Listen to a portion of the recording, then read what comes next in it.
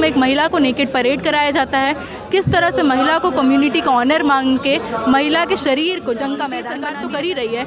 इसी सरकार के लीडर्स हैं परवेज़ वर्मा और अनुराग ठाकुर, जिन्होंने खुले तौर पर कहा है कि मुस्लिम महिलाओं का रेप होना चाहिए। मुस्लिम है कि अगर आप मुसलमान हैं, अगर आप दलित हैं, आपके साथ जो अन्याय करेगा उस इंसान को एमएलए का टिकट मिलेगा, उस इंसान को राजस्थान के जालौर में एक 8 साल के बच्चे को मार दिया जाता है क्योंकि वो अपर कास्ट ब्राह्मण टीचर के मटके से तो लंबे समय से चल रहा है। हाथरस में जो हुआ, कठुआ में जो हुआ, भाजपा के नेताओं ने रेपिस्ट के संरक्षण में की लड़ाई है।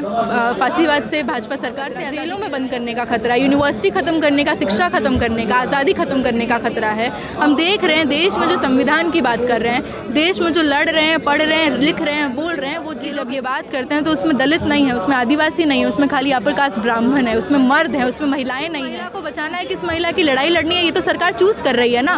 दलित महिला की, ट्राइबल महिला की, मुस्लिम महिला की लड़ाई नहीं लड़ रही है। अगर महिला अपर कास्ट हिंदू है तो उसके लिए बोले। 24 में किसकी सरकार बनेगी, इस पर थोड़ा बताइए। मेरा नाम अंजलि है और मैं दिल्ली यूनिवर्सिटी की स्टूडेंट हूँ। 2024 में किसकी सरकार बनेगी ये कहना मुश्किल है, पर हम क्या चाहते हैं, किसकी सरकार नहीं बनेगी ये हम जानते हैं। भाजपा की सरकार नहीं बननी चाहिए क्योंकि एक लंबे समय से हम देख रहे हैं भाजपा आम जनता को, जो आम जनता की समस्याएं हैं, मसले हैं, उससे भटकाती आई हैं। आम जनता चाहता है कि उसको सब्ज़ी सही दाम पे मिले, उसका बच्चा सही स्कूल में पढ़ पाए, उसके बच्चे को रोज़गार मिले।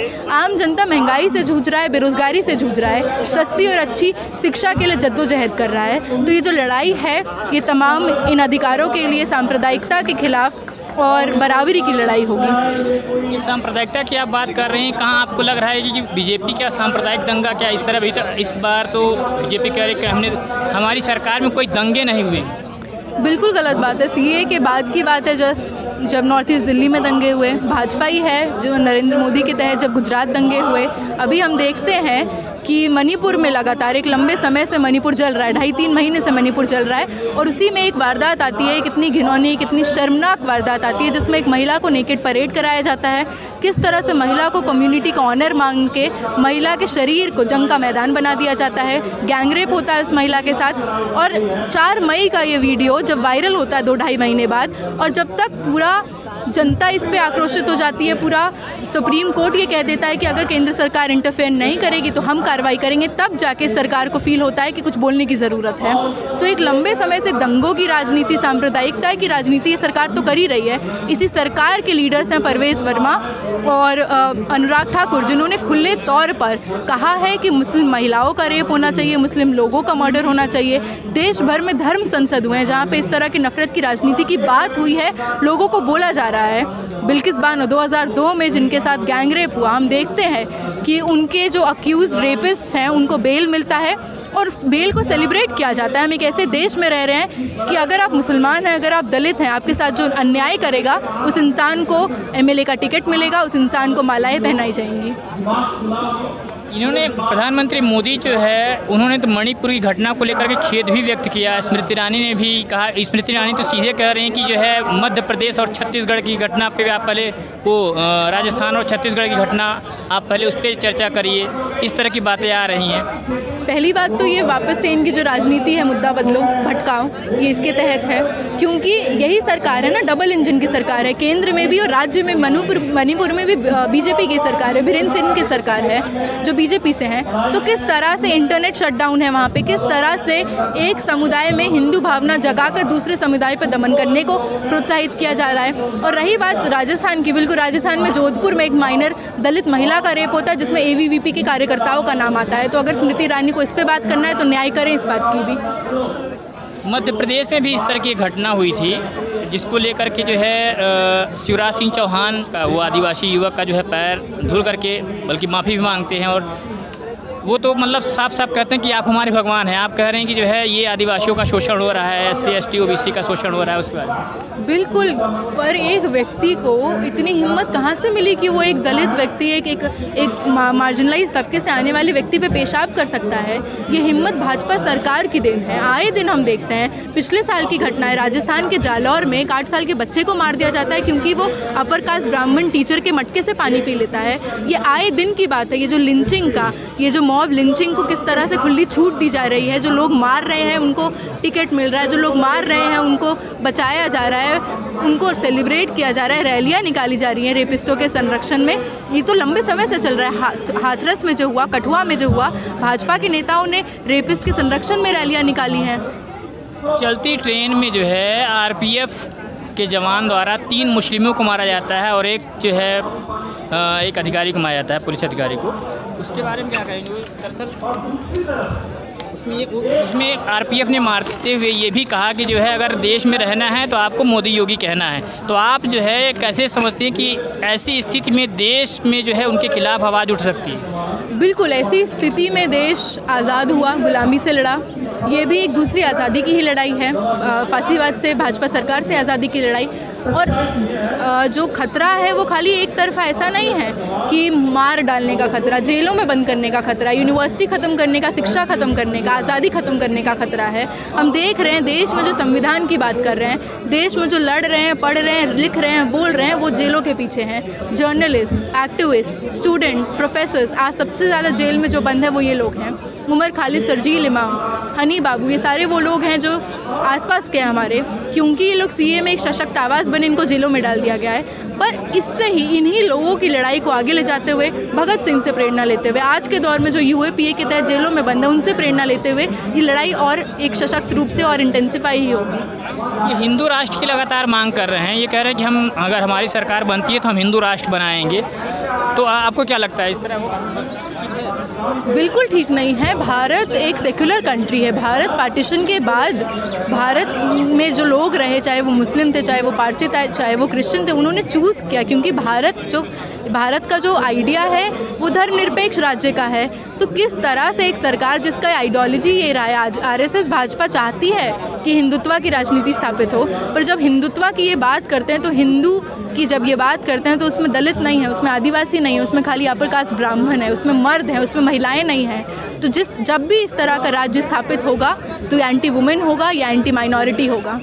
अच्छा, ये जो मणिपुर में जो घटना हुई, जो जिस तरह से महिला को जो है नग्न करके घुमाया गया, तो उसमें एक चीज़ ये था कि आपको लगता नहीं कि उसके विरोध में बीजेपी की जो मंत्री हैं, महिला मंत्री, और जितने भी मतलब पॉलिटिकल महिलाएं हैं, उनको वहाँ से रिज़ाइन दे देना चाहिए? बात खाली रिज़ाइन की नहीं है, बात तो है आप अगर एक पार्टी में हैं, अगर सुनवाई नहीं कर रही बीजेपी, अगर उसकी ओर से मौन व्रत नहीं तोड़ा जा रहा है, उसके बाद इस तरह कदम उठाना चाहिए एक महिला अधिकार के लिए। बिल्कुल, मैं तो इसको इसी मुद्दे पे लाना चाहती हूँ। बात महिला अधिकार की नहीं है, ये बात जितनी घिनौनी है, ये बात इंसानियत की है। ये बात अगर थोड़ा सा भी आपके अंदर किसी भी तरह का ह्यूमैनिटी इस बात की है, और स्मृति ईरानी या कोई भी और महिला बीजेपी की क्यों इस्तीफा देंगी? जब इनसे सवाल पूछा जा रहा है, ये तो अपनी सरकार को बचा रही हैं, ये मध्य प्रदेश, छत्तीसगढ़ की, राजस्थान की बात कर रही हैं, ये तो खुद मुद्दा भटका रही हैं। ये वही स्मृति ईरानी है, जब निर्भया रेप केस हुआ था तो सबसे ज़्यादा धरना, सबसे ज़्यादा प्रदर्शन इन्होंने किया था, है ना। एक सशक्त आवाज़ थी उस मूवमेंट की, उन्होंने भूख हड़ताल और ना जाने क्या क्या किया था। तो किस तरह से किस महिला को बचाना है, किस महिला की लड़ाई लड़नी है, ये तो सरकार चूज़ कर रही है ना। दलित महिला की, ट्राइबल महिला की, मुस्लिम महिला की लड़ाई नहीं लड़ रही है। अगर महिला अपर कास्ट हिंदू है तो उसके लिए बोलेंगे। बीजेपी में जो बीजेपी के समर्थक है वो कहते हैं कि जो है हम जो है मतलब नमक रोटी खा लेंगे, लेकिन बीजेपी को वो हम जो है हारने नहीं देंगे। तो ऐसे लोगों से कैसे, क्या उनकी मानसिकता किस तरह की है और कैसे उनसे लड़ा जा सकता है? बिल्कुल, एक जो पहल हमने देखा है कि विपक्षी दलों ने जो ये एक महागठबंधन किया है, और इससे एक पॉजिटिव रिस्पांस है जनता में, क्योंकि जनता जो मुस्लिमों के प्रति थोड़ा नफ़रत करती है, जो दलितों से नफ़रत करती है, जो महिलाओं से नफ़रत करती है, दिन के अंत में ये लोग वही हैं ना जो अपने बच्चों को स्कूल नहीं भेज पा रहे हैं, या जिनके बच्चे बीए कर लिए उनके पास नौकरी नहीं है, जिनके घर बाढ़ में बह गए, जिनका पूरा जीवन जीविका बह गया, जो परेशान हैं महंगाई से, जो परेशान हैं तमाम अधिकारों के हनन से। तो किस तरह से ये लोग भी समझ रहे हैं इस बात को।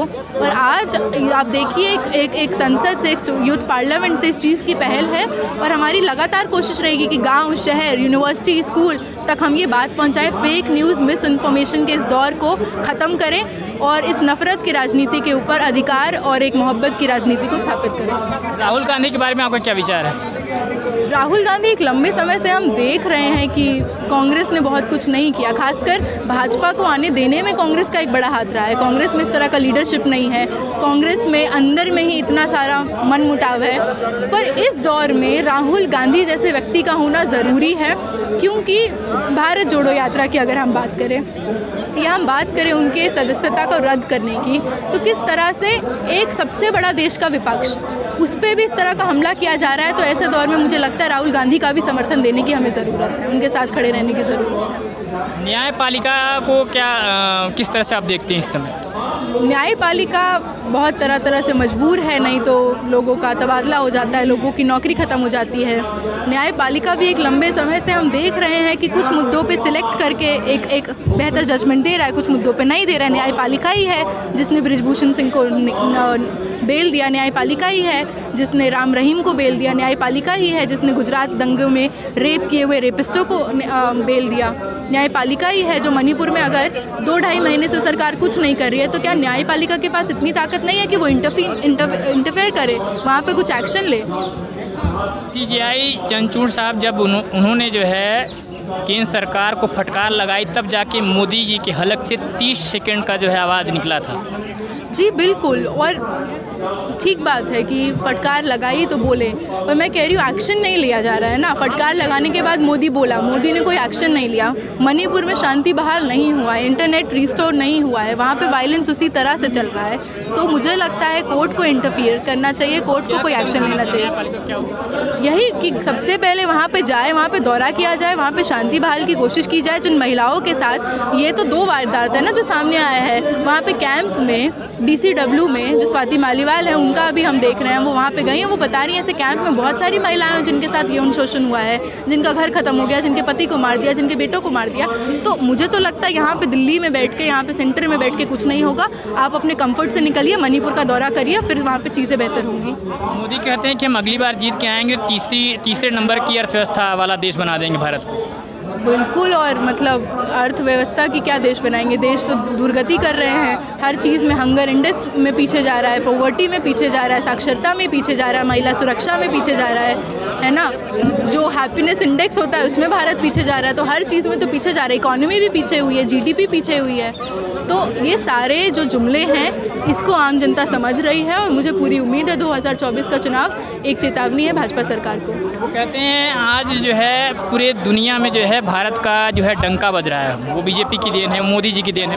बिल्कुल ऐसा नहीं है। पूरी दुनिया में अगर हम न्यूज़ फॉलो करते हैं हमें समझ आएगा कि जहाँ जहाँ मोदी जी जा रहे हैं वहाँ ये सवाल हो रहा है कि मणिपुर क्यों जल रहा है, वहाँ ये सवाल हो रहा है कि किस तरह से माइनॉरिटी के खिलाफ, मुसलमानों के खिलाफ काम किया जा रहा है भाजपा में। वहाँ पे बात हो रहा है नॉर्थ ईस्ट दंगों की, वहाँ पे बात हो रहा है सांप्रदायिकता की, और इन सब के जवाब में मोदी जी वहाँ पे बोल के आते हैं कि हमारे DNA में डेमोक्रेसी है। उसका भी वो कोई जवाब विदेश जाके भी नहीं देते हैं। ये इंडिया बनाम भारत वाला मुद्दा आ गया है, वो इंडिया की तुलना जो है एक आतंकवादी संगठन से करते हैं। बिल्कुल, और मतलब करेंगे ही, क्योंकि इनको डर है, इनको पता है कि ये जो लड़ाई है ये वाकई में जो इंडिया नाम है ये भारत को बचाने की लड़ाई है। जो विपक्ष ने अपने अलायंस का नाम इंडिया रखा ये बहुत ज़रूरी है, क्योंकि इंडिया बचाने की लड़ाई है। और ये लोग तो हमेशा इस तरह के शब्द फेंक कर आंदोलनजीवी, नक्सली, अर्बन नक्सल है ना, आतंकवादी, इस तरह के ये शब्द हमेशा से विपक्ष पे, इस तरह के प्रोग्रेसिव तबकों पे फेंकते आए हैं। इससे कुछ नहीं होगा।